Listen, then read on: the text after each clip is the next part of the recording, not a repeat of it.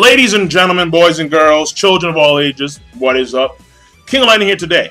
So, there's going to be no live reactions for any chapters this week because the chapters came out early today, Wednesday, and tomorrow I'm going to be fairly busy, Comic-Con stuff. Today I'm fairly busy, and because of that reason, I figured, you know what, I'll do the reviews this week only, make it easy. And then next week, I'll be back for live reactions, as usual. But this chapter of Toriko, all right, let me get on to the chapter, man. Because this, whoa. Like, I don't even know. Like, bro. Like, oh my god. It's there are so many, like, what the fuck moments in this chapter. It's absolutely stunning. Like, this chapter literally shocked me. I couldn't believe what I was seeing. Some parts were like absolutely like no, like what the fuck's going on here? Other parts are like holy shit, this is fucking amazing. Like I'm really conflicted on this chapter. And the next chapter is going to honestly gauge where I stand with this chapter.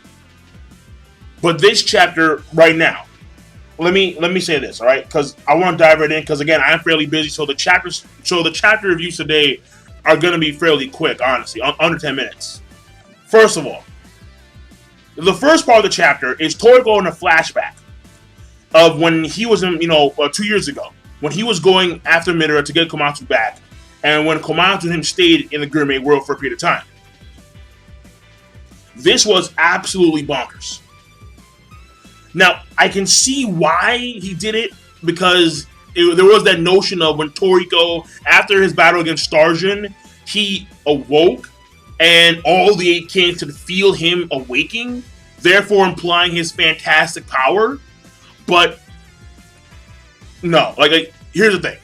Toriko was running through the gourmet world, and as he was doing so, his sense of urgency, all right, his desire, his drive to get Komatsu back, to save Komatsu, to save his friend, rose his gourmet cell levels to the peak, to where not even 2,000, 3,000 level capture level monsters wanted to actually go after him. And Midora himself comments that if he had taken on Toriko then, Toriko would have actually wounded Midora. He says, I would not have came out of that battle unscathed. And at that point in time, he rose his sense of smell to like the ultimate level. So now Toriko has a large planetary sense of smell. Like very detailed, very specific. It's crazy.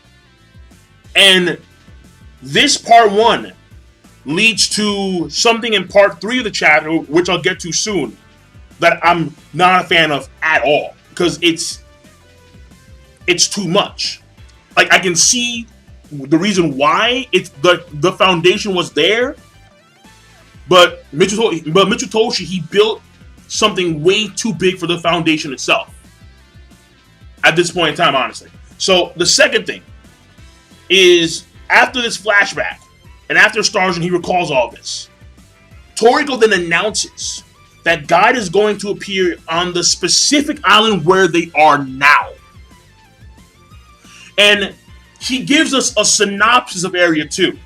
And this, to me, was a clear sign of Mitsutoshi, like, rushing. Which I still don't understand why. But here's the thing.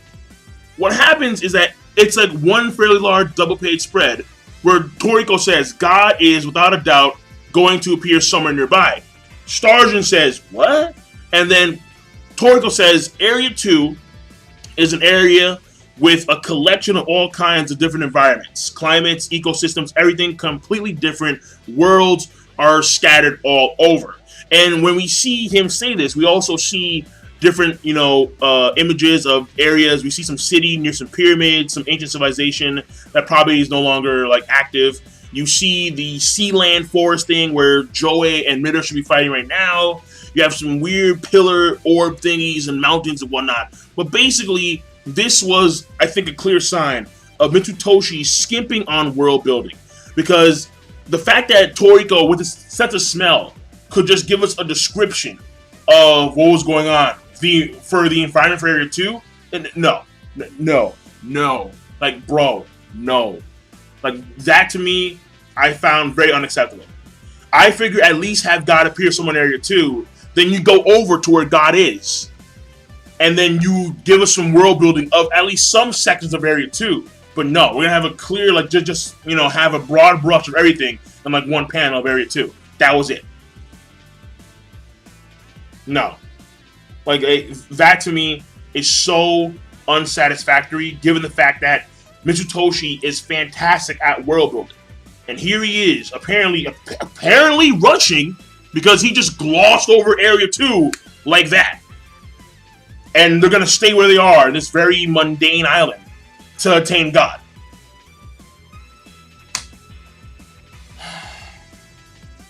But I gotta move on. The third thing is the Battle Wolf stuff, which starts off like fucking crazy. Like, absolutely insane. The fact that Toriko was fighting with the young boss of the Battle Wolf pack, the second strongest Battle Wolf, and how Guinness, the actual boss of the Battle Pack, he comes out there, he's absolutely intense, dude. I'm like, bro. So I'm thinking, wait a second, so when Mitsutoshi was comparing Bambina to the Battle Wolf, was he comparing the young boss, or was he comparing Guinness? Because Guinness looks way different, way more intense, far more fierce than the young boss of the Battle Pack. Furthermore, the fact that he's named Guinness coincides with Jiro's Guinness punch, which would imply that there is some direct connection between Jiro, who is the rampaging beast, who is second wolf, to the Wolf King specifically, or at least the Battle Wolf Pack, like he was raised by them or some shit. So that's pretty crazy in of itself.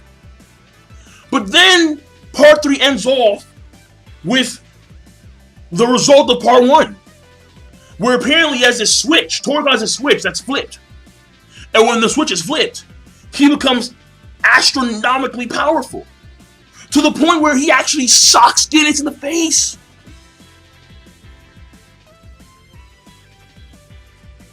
So you're telling me that the switch didn't flip when he got desecrated by Heracles and Blue had to come out and save his ass?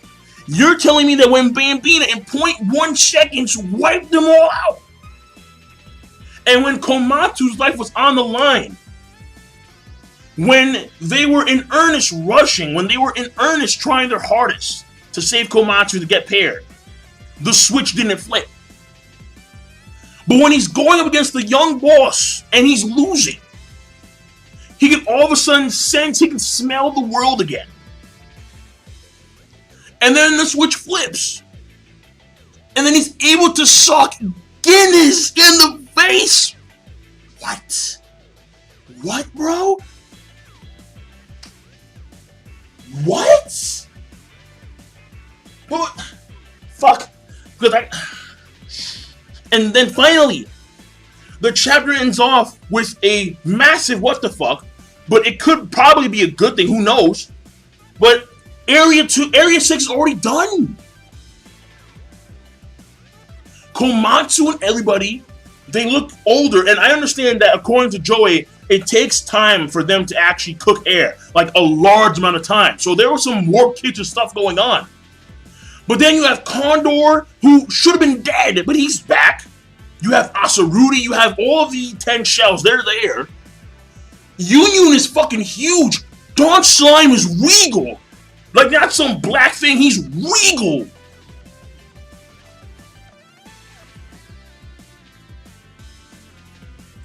And that's a definite maybe. Like, that's like a... Like, that could be bad, because that's like the ultimate rush, because we were in the midst of them competing, and we had all of these subplots going on with the kid, how he was taken away, his soul's being switched and whatnot, how you had the whole country planning some type of thing that was kind of suspicious, and boom, it's over, done. Another, done. The thing that can move faster than the speed of light, done. Whale King Moon. What the fuck happened there?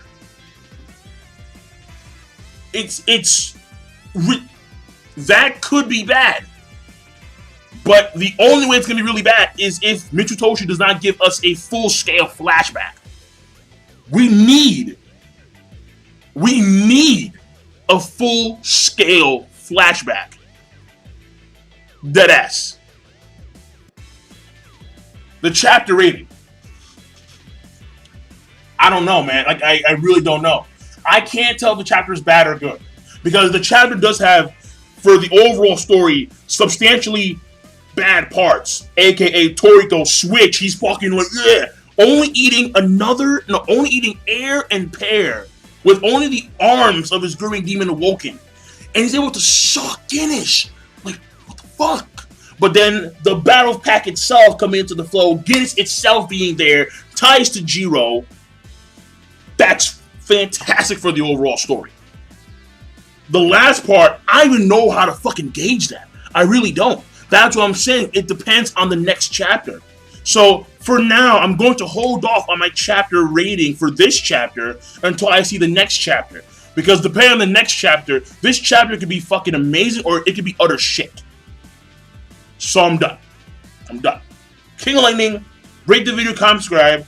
I will see you guys and gals later. Have a nice goddamn day. And give me your thoughts. Obviously give me your thoughts, because I'm still just like dumbfounded as to what actually, like, you know, preceding this chapter, because they're just please go back and give us a flashback. Don't seriously just cut away everything from Area 2 that was going on, all the subplots and everything, and leave us hanging, and then it's already done by the time we come back. No, don't fucking do that shit. So the next chapter is a very important chapter. So I'm done. King Lightning, rate the video, comment, subscribe. Have a nice one.